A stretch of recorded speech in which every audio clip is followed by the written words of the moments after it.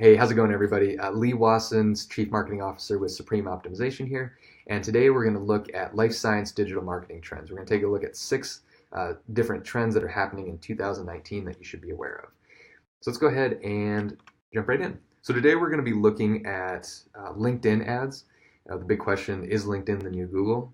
We're going to talk about digital transformation as an iterative process, and we're going to look specifically at Abcam's evolution of their homepage over time. Third, we're going to look at content-rich product pages, how life science leaders are using robust product pages to drive organic traffic and conversions on their websites. We're going to look at upsells and cross-sells, take a look at some examples there.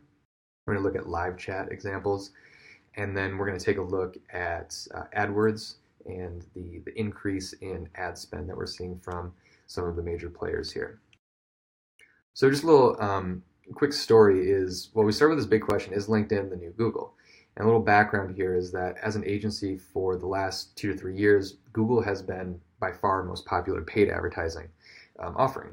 But however, in 2019, for the first time, we're getting equal requests for both Google and LinkedIn, which is interesting, but why is that? So recently, our Chief Advertising Officer, Eric Southwell, was in Silicon Valley meeting some of our clients, and him and Gus had a dinner here where they started discussing the advantages and drawbacks of different social networks when it came to getting funding. So Gus made an interesting comment where he said that you have a better likelihood of getting funding with a strong presence on LinkedIn, which does make sense, right? It makes sense that people who distribute their grant money want their research to be heard. They want it to be distributed, which leads to having a strong LinkedIn presence is becoming an important consideration factor for research funding. But we wanted to dig a little bit deeper and understand why LinkedIn specifically. So what we noticed is that LinkedIn has made some recent updates to their platform, making LinkedIn specifically more advantageous for researchers. So for example, they recently added this publication area where it makes it easy for people like Irene here to add their exact publications to their profile. Just a couple other notes on LinkedIn as a platform itself. So LinkedIn is really great for customers if you're trying to get in front of customers who aren't searching for your product or don't even know that it exists. So Google is really good for targeting search intent. When somebody's looking for something specifically, you can get in front of them. LinkedIn is all about getting in front of types of people.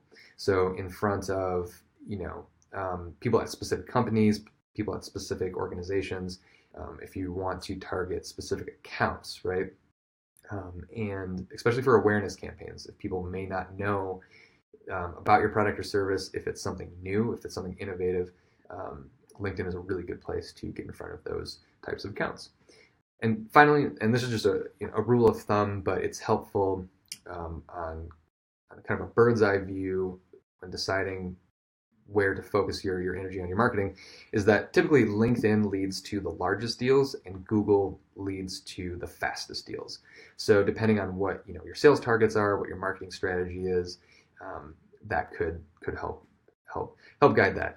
Of course, there's a lot of nuance that goes into those specific types of campaigns, but on a high level, LinkedIn does tend to lead to the largest deals. Google leads to the fastest ones. Just another addition here is that now you can add other authors to publications and also link out to PubMed. So again, these updates are just making LinkedIn more advantageous for scientists to share their work. Therefore, there's more joining LinkedIn and more being active on LinkedIn. So that means a huge opportunity for life science advertisers to get in front of those target markets with lead generation campaigns for products and services. Cool. So next up is, and this is a big one, is that digital transformation is an iterative process. So we noticed that basically the life science leaders are taking a measure and iterate approach when it comes to digital transformation. That means using analytics tracking, that means gathering customer feedback, and using automation tools to increase online revenue, but also de-risk design decisions. So we're going to take a look at Abcam as an example here. and we noticed that AppCam is using Hotjar as a way to collect customer feedback. And if you're interested in seeing if it's still available here, if you're interested in seeing the full survey, there's a link down here. But what AppCam is basically using this as a way to actively collect customer feedback. So what I was curious is seeing how their homepage specifically has developed over time. So these yellow markers down here, basically when I went through and grabbed screenshots so we can see how their homepage has progressed over time. So let's jump back to 2010.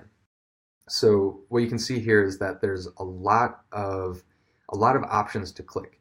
And as we go through the years, you'll see, keep a close eye on the number of options to click, as well as the prominence of the search bar. So right now, the search bar is it's not very prominent, right? So as we move forward, we're seeing that the number of links is decreasing, which basically every time you remove something from a web page, it makes what is there stand out more. So we can see the search bar, there's actually two search bars on this version, starting to become more prominent. We move into 2014 here. Again, moving to a more refined, minimal approach to the design here. There's still a slider, which in general it can work, but basically best practices for today have told us that sliders don't work well for click-through rate, and you can see how they picked up on this and adapted in the future. So let's go ahead and move to 2016. Again, notice the difference. You can see that just the color here is moving from trying to get people basically to use this banner, interact with it, that's kind of the brightest color, which attracts your eye the quickest, to now it's really the search up here is really the first thing that grabs your attention. So, I'd imagine that this decision was based on seeing the amount of people who are searching and making that more prominent in the design. Now, if we come to today's design, you can see again, search is even more prominent. So what AppCam's doing on their homepage here is they're moving the search bar directly into the hero image rather than having any kind of a slider or anything. They've realized that search is where everyone's going. They're aligning their homepage with user intent, what users want, making that bold, robust, and right up front. So what's interesting about how their website works is that if you go to any other page, the menu structure actually changes so the search bar moves up into the menu. You can see that there's not a search bar in the home screen version because it's prominent here in the hero section. Cool. So next up is we're going to take a look at content-rich product pages. So basically, content is still king. Life science companies are making content-rich product pages that are driving significant traffic and conversion on their websites. So there's a number of different types of content that are being added to product pages. So we're seeing descriptions, videos, images, protocols, data sheets, reviews, FAQs, and then we're seeing good use of customer stories, use cases, and applications as well. So let's go ahead and take a look at a couple examples here. So this is Stem Cells, an example of a product page from Stem Cell. And what I wanted to look at too is I was curious how tall the pages were, also how many words were on there. Kind of just give us some comparative metrics here to use. So if you do navigate through Stem Cell's site, what you'll see is that they use a sticky bar here. So it's this yellow bar here. As you scroll down, it sticks to the top so you can jump further up and down the page if you want. But what we're seeing is that, and this is true across outside of life science industry as well, is that longer scrolling pages are becoming more effective, and they're just meeting how users actually want to use the web. So if you think about it, we're used to, especially when it comes to mobile, we're used to scrolling over clicking, and it makes sense because it takes less of a decision to scroll. It's kind of like a passive. You can just easily scroll up and down the page, versus if you click, you have to make a decision, and that decision might be wrong. So they're kind of like micro decisions, but they add up. So really, if you want users to stay on your website longer, if you want them to read more, if you want them to buy more, we're seeing that it's advantageous to make longer scrolling pages that are more informative, that speak to customers more. So here's another example of Vector Labs using the long form page very well. This page is over 6,000 pixels high, has over 1,300 words on it. So it's a very informative. I mean, this is almost like a detailed blog post on the product page as well. So yeah, this is really good. It's a very valuable page. So this is a good example here. So Illumina has most of their pages are very long. So their education pages are long, their product pages are very long, and they're helpful. So we always encourage clients not to be scared of long scrolling pages. That's not really the problem. It's a problem if you try to cram too much content into one screen. So if you think about your web page like a slide deck, the best slide decks, really, you're trying to just make 1 or 2 points per slide. We've all seen, slide decks that have 14,000 bullet points on them, and they're impossible to read. So what's better is just to separate out each point into a slide. So if you kind of think about this page as slides stacked on top of each other, the goal is within a scroll depth, aka a slide, is to make 1 core point. And then you just stack those and really stack the value of that page. Okay, so let's take a look at a couple examples from outside of life science. So, Amazon's product pages, Amazon, over anybody online, Amazon knows how to sell e-commerce online. And they use very few, they don't use tabs. If they do use any kind of truncated content, it's more so like in the FAQ sections and the comments where you can expand and read more. But really the pages are long scrolling, and it's all very valuable information. So if you go to Amazon, it doesn't feel like these pages are very long, because all the information is very, very helpful. And a lot of it is personalized. It's going to make recommendations. It's going to have comments that will be relevant to you, comments and reviews, I should say. So yeah, this page is a whopping 12,000 pixels high. There's almost 7,000 words on this page. But again, it doesn't feel overloaded. It doesn't feel overwhelming because the content is all very helpful. Okay, so the next example, I'm going to take a look at Apple's new iPhone 11 page. So Apple, of course, is always in its own own lane. But I just thought it'd be interesting to look at this. So, and this is crazy. Apple has over 54,000 pixels high. So this is just like, this is like 20 regular pages stacked on top of each other. But what Apple and Amazon know is they know how to sell. And the more value that you can layer on top of each other is, it's better. But what you can tell from both Amazon and Apple's pages is they're not trying to cram everything into one piece of the website. They space it out. So long pages are not bad. We'll hear from clients like, oh, we don't want our pages to be too long for people to scroll too far. But users don't mind scrolling. That's not the problem. It's the problem of overwhelming people with too much information at once, or making them click a ton to find their information. So basically, you just want to stack the value, and that's the approach that we're seeing kind of internet-wide, but also within life sciences as well. Okay, so next, let's take a look at some examples of upsells and cross-sells on product pages. So, we're just talking about Amazon. We're all used to shopping on Amazon. We're used to seeing recommendations, add-ons, alternatives that are personalized for you. So, whether you're shopping for AirPods or antibodies, relevant and personalized recommendations are quickly becoming a standard online.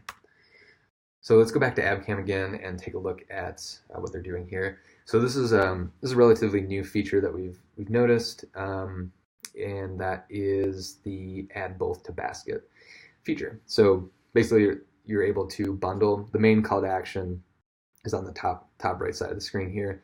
However, the secondary call to action here, that's outlined not in bold green but in white, outlined in green, is the buy together option. So you can buy primary and secondary antibodies together, which is interesting. So, and then just further down the page, you'll see all kinds of recommendations as well. So there's actually three layers of product recommendations at the bottom of this page. So the first one is alternative products. So these are different products than the product that you're looking at currently. The second one is most popular. So this is just overall popularity of products. We're going to show those. And then the final one is the most personalized, which is recently viewed products. So these are products that you as a user have already clicked on, which is it's a really smart feature to add in, because, and it's often overlooked, is just show people what they've already clicked on, which can lead to more sales and conversions. So, okay, next example here is from Cole Parmer. What they've done here, I really like, is it's a one-click service upsell.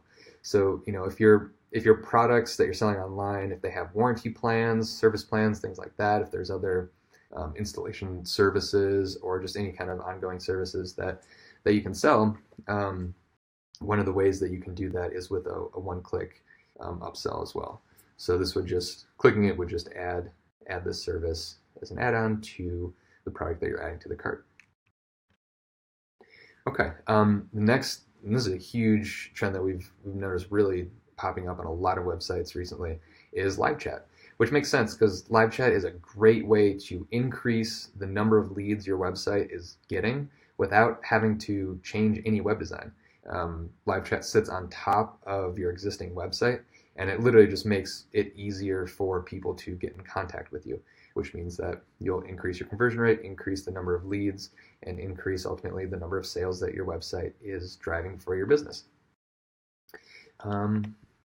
Cool. So let's look at, there's some different variations of how people are implementing this. So stem cells is the first example, and this one, so yeah, basically what's going on here is you enter your name, email, and then you choose your departments that you want to contact. This one has the highest barrier to chat because you have to type out stuff and then select where you want to go. So I mean, this could be interesting for them to test if they were to just have kind of an instant chat field and then have somebody segment them based on after people have already started engaging. But if they're getting a very, very high volume of chats, which they very well might be, having this department segmentation up front could be the way to go. So yeah, it's interesting that you have to kind of segment yourself ahead of time. I mean, this definitely would deter some people if the point of live chat is to make things really easy. So this will deter a percentage of people who would want to chat. They're just not going to do it. So it could be an interesting test for them to see if just removing the well, here, let's take a look example of so ACD is a good example where you just click start new conversation, you start typing. So you don't have to kind of give any personal information. You can just start the conversation right away. So again, they're not going to get as much customer information up front on their end by employing this strategy, but they're going to get more conversations, and that will, you'll be able to gather the information that you need once you get people chatting. Kind of raise your hand like, hey, I'm ready to talk. So one of the things that was nice here is they have an illustration, first name on the page here. And then if you're interested in the live chat, or links to the actual service providers that these live chats are, just check out below on this page. The written blog post will have links to each of these. So yeah, this one's powered by live chat. Okay, so let's go ahead, take a look at Twist Bioscience. So this is really nice. Twist is actually using real images of individuals, and they're showing you a few people. So I think that's a pretty good idea because one person may not necessarily be there at all times. So this is just kind of giving you an idea of, okay, well, there are real people behind this, and it's a team. They're even mentioning that down here, with a team typically replies under 5 minutes. And that's a really good way to let people know that they'll be right with you. So yeah, that's smart to set expectations, and that's a good lesson for any kind of contact form. Is just let people know when they can expect to hear back from you. Okay. So Synthago is also using live chat here, and what's interesting here is that they're actually using a kind of pop-up message to engage people. So as a little emoji, I want to chat about Synthago. I'm here to help you find your way. So I'd imagine that this is probably working well to get people to engage they may not necessarily recognize that this is a chat, although it's becoming pretty standard kind of everywhere internet-wide that the chat is in the bottom right corner. But there's a little additional pop-up here to actively engage users. Okay. So finally here is, big lesson, and this is ongoing, is that big guys are doubling down on AdWords spend. So just jumping back to 2017, we saw that Thermo quadrupled their ad spend on AdWords in 2018.